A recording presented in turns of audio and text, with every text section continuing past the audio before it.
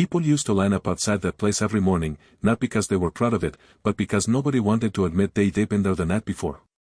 Men stood shoulder to shoulder, clutching coins like confessions, waiting for 10 quiet minutes with the most expensive woman in town. Her name was Lena, and everyone thought they knew exactly what kind of woman she was.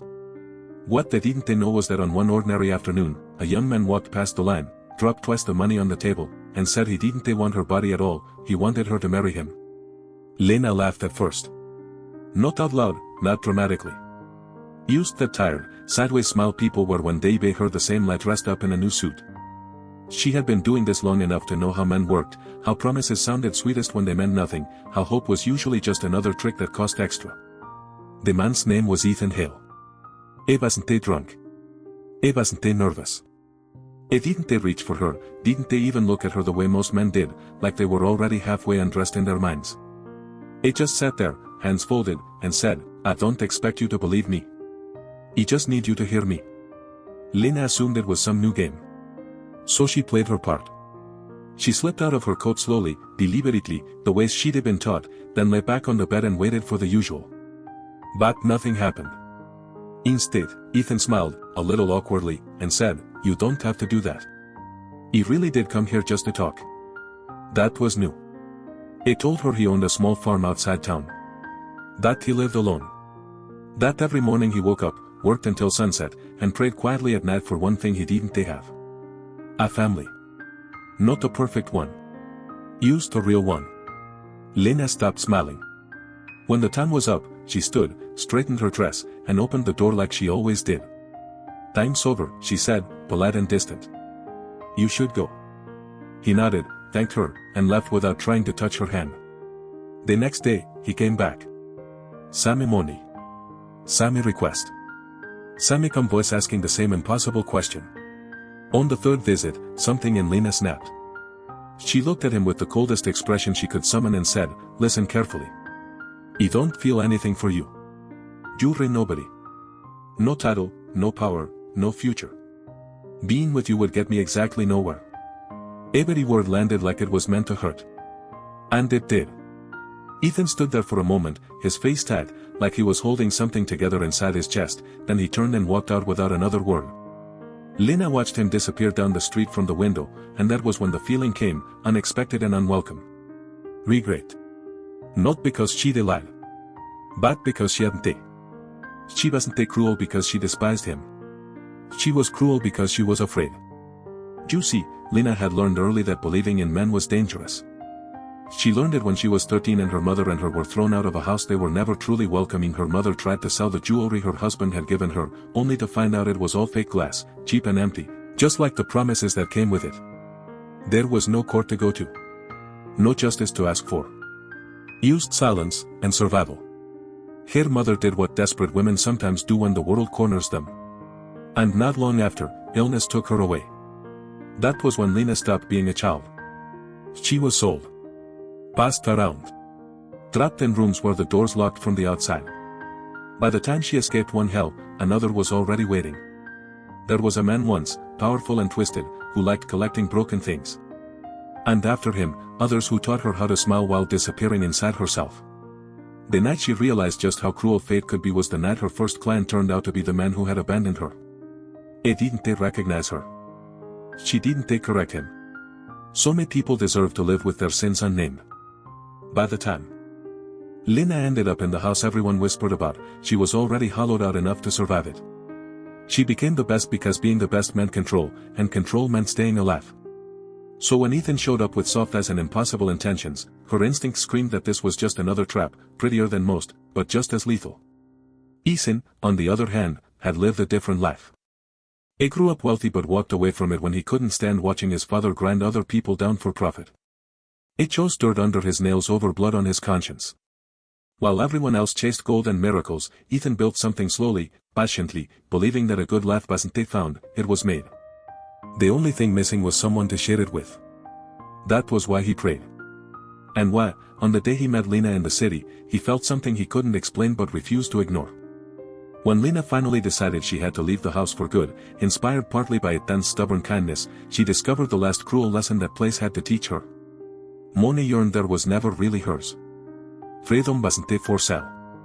They beat her badly that night. When Ethan felt it, miles away, it wasn't the logic that pulled him from sleep. It was something deeper, like a rope tightening around his chest. He rode into town before sunrise and spent everything he had to buy her out. When he knelt beside her and asked, once more, if she'd marry him, Lena whispered yes. But yes didn't mean safe. And yes didn't mean healed. At the farm, she made it clear she wouldn't stay long.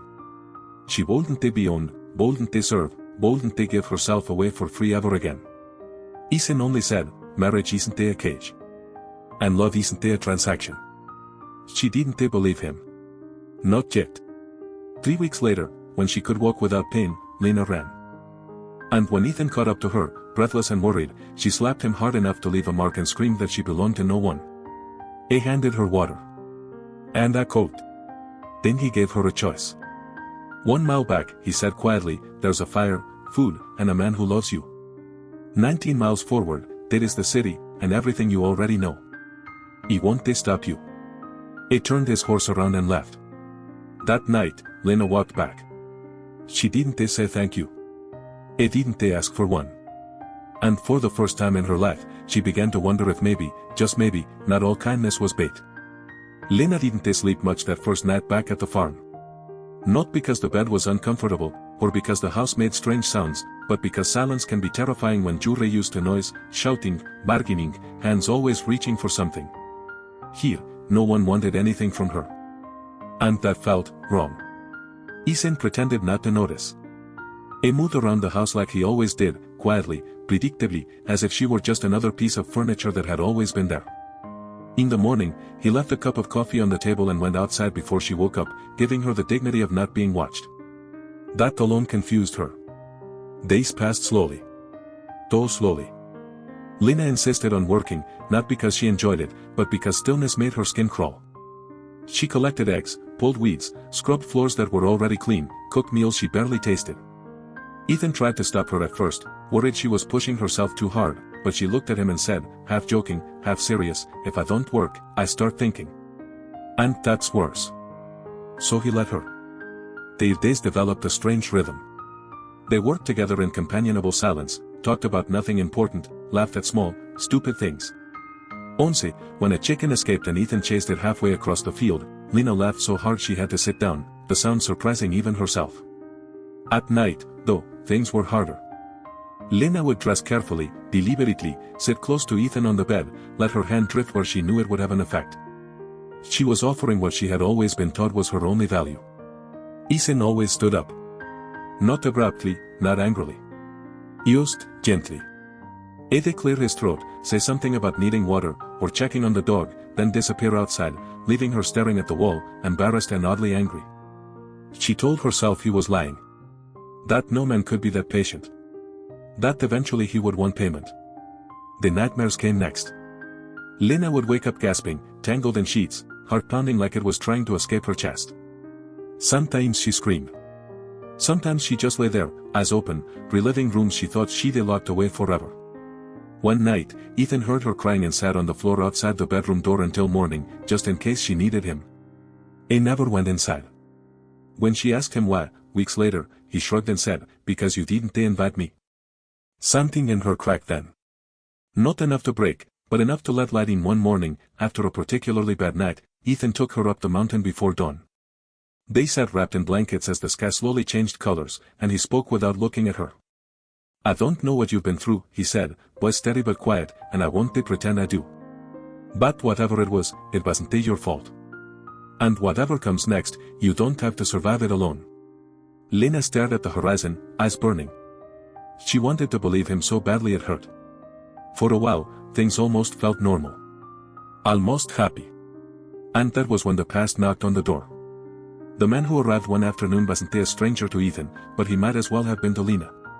His name was Marcus Reed, Ethan's brother-in-law, a man who had once married Ethan's sister and then disappeared after her death, swallowed by grief and his own weaknesses.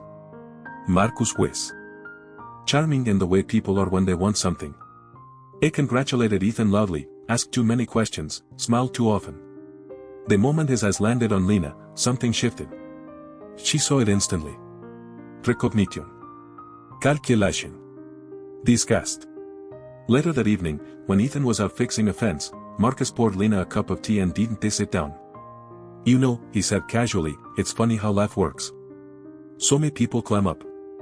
Some people crawl out of the gutter and pretend they're clean." He looked at her like she was something they stepped in. "If you have any decency," he continued, "you'll leave. Before you ruin him." The tea shook in her hands. She didn't spill a drop. Marcus wasn't done. He sought Ethan out next. He told him everything. Or at least his version of it. Where Lena had been. What men like her were like. How people would laugh if they knew. Ethan listened quietly. Then he punched Marcus in the face. He gave him money. A horse. A chance to leave with dignity. And one warning. "If you ever speak to her like that again," he said calmly, "you won't be family anymore." When Ethan told Lena what had happened, he held her hands and said, "Your past don't scare me. I want a future with you. Children. Alive." And that was the moment Lena decided she had to go. Because there was something Ethan didn't know. Something she had buried so deep she almost believed it wasn't real. She couldn't have children. That had been taken from her long before she ever met him. She told herself she was leaving to protect him. To give him the life he deserved. But the truth was simpler and uglier. She still didn't believe she deserved to stay. She left before sunrise, riding in Marcus' wagon toward the city. When the road grew quiet and empty, Marcus's hand drifted where it shouldn't have, his grief twisting into entitlement. Lena didn't stop him. Some part of her needed to prove to herself that she was still broken, still unworthy, still exactly who she thought she was. When he threw her from the wagon near the edge of town, ashamed to be seen with her, she laughed bitterly and told him exactly what he was. A coward who pretended to be righteous. The place she returned to didn't exist anymore. The house was burned. The woman who ran it was dead. So were two others who hadn't escaped in time. Homeless. Penniless. Empty. Ethan found her days later. He pulled her out of another man's grip without asking permission, without shouting, without violence. Then he broke down in the street, sobbing like a child who had lost everything and didn't know how to keep going. Lena watched him and finally understood the damage she'd done. That night, she tried to scrub herself clean in the river until her skin bled, whispering that she was full of monsters, that she didn't know how to love. Ethan sat beside her and told her his own story. About leaving home. About choosing loneliness over cruelty. About how healing wasn't something someone else could do for you. You have to want it, he said softly. Even when it's terrifying. For a while, they found peace again. They helped a stranded family. They welcomed a newborn into their home. And when Lena confessed she couldn't give him children, Ethan held her and said, "Love isn't biology. It's choice." That kindness broke her all over again. Because kindness can be heavier than cruelty. One evening, as the sun sank behind the hills, Lena took Ethan back to the mountain. She loved him that night fully, openly, without armor.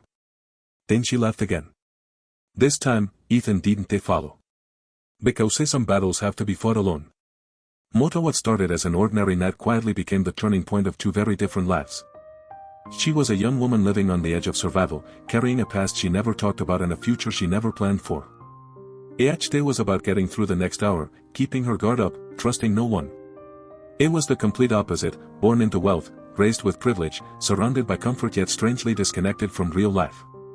Their worlds were never meant to cross, until one unexpected night pulled them into the same moment, the same space, the same fragile silence.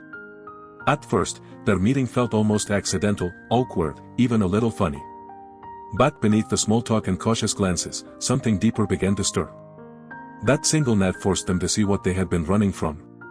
For her, it was the fear that she was unlovable, broken beyond repair. For him, it was the realization that money could not protect him from loneliness or guilt. As their lives slowly became entangled, the past came knocking harder. Old wounds reopened. Secrets surfaced. Choices made long ago demanded consequences. Love, when it finally arrived, didn't come as a fairy tale, but as a quiet decision to stay, to forgive, and to fight for something real. In the end, this is not just a story about romance. It is about redemption, about how one honest connection can change the direction of a life, and how sometimes, one night is enough to rewrite fate forever.